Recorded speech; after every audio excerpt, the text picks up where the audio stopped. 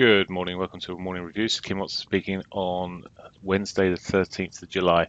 Looking at the euro dollar first, and yesterday, well, we managed to make some early gains, or the euro made some early gains, which it sure as hell handed back quite quickly through the rest of the morning. And we ended up with this sort of shooting starry, almost graveyard doji type candle bar. Right, so where from here? Well, it's just consolidating. If anything, to me, it errs towards the weak side, and it's finding it very easy at the moment just to draw this sort of line here and think, well, if it breaks below that line, maybe the S1 and Monday's lows, or towards Monday's lows, even Monday's mid-afternoon lows, or maybe even more if it continues in that way. However, that said, daily pivot hasn't been hit, reasonable probability, so I will be looking at any rallies as first thing this morning to see if it rallies into that pivot. It's back into the weekly pivot at that level as well, so we'll see what happens. But said for the easy route is to the downside, maybe to the S1 at the moment.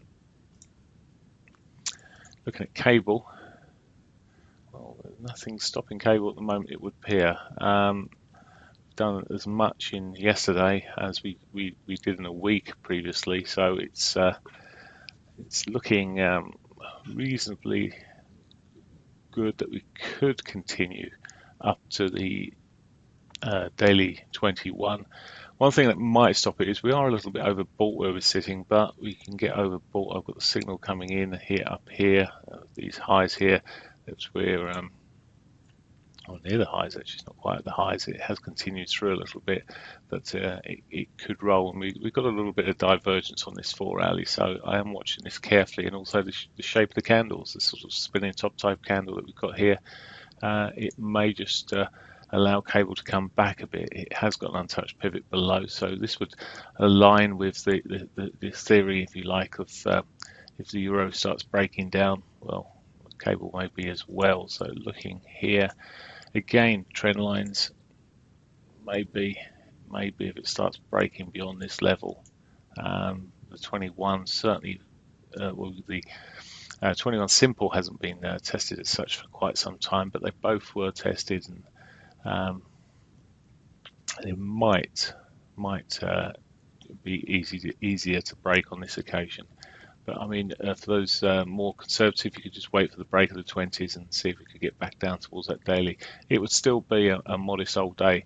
Now we have got divergence from the high again on the hourly as well to the high from the Asian session there. So there is a bit of divergence sitting up there.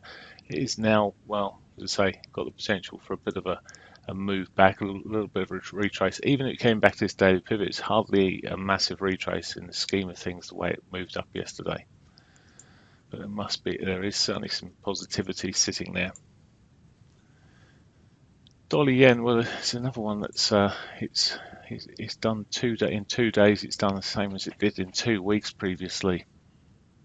It has broken the trend line that's sitting across there, so it's certainly broken the trend that was sitting there, and the higher low certainly confirmed yesterday.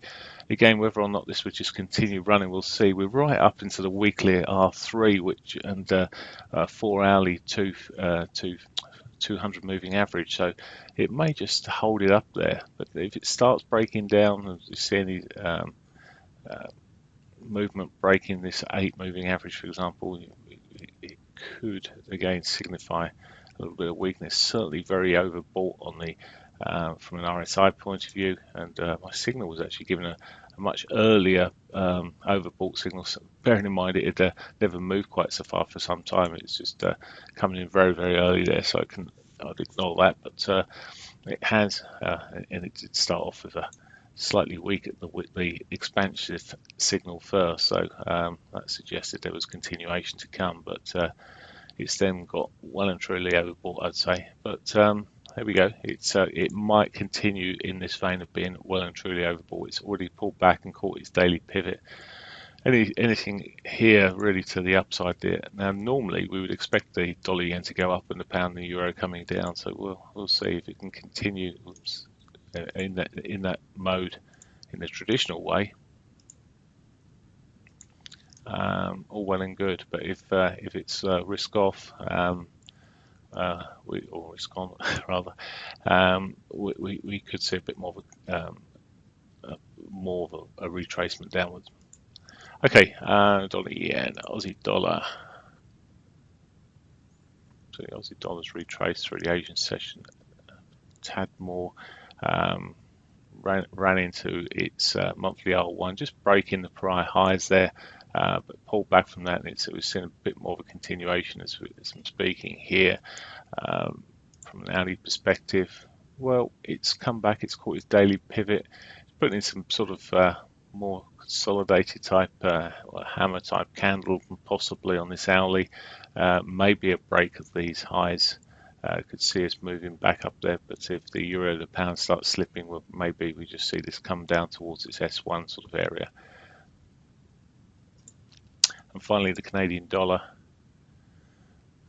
Canadian dollar benefited yesterday from the oil price pushing back up, and we saw quite a move down right back to its daily 8, and then it bounced off that, and it's now on 4-hourly 50 weekly pivot. It's bounced off that, and it's now looking like, well, it could push up a little bit more again.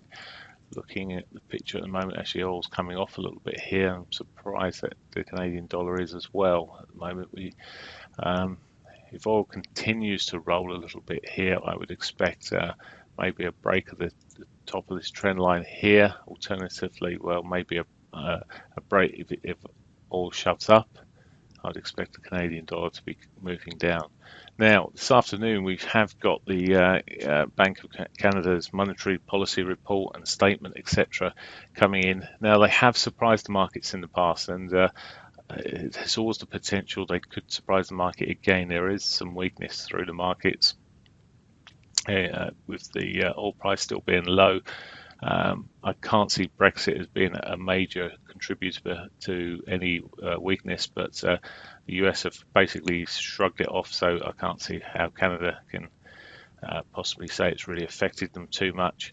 But they have got weakness in the jobs, etc. So we could see yet another 0.25% interest rate. Now, it's not expected, which means that if it does happen at 3 o'clock, we could see quite a big move. If it doesn't, well, I think some analysts may be picturing it in there, but always expect the unknown, because he's surprised the markets a couple of times in the past.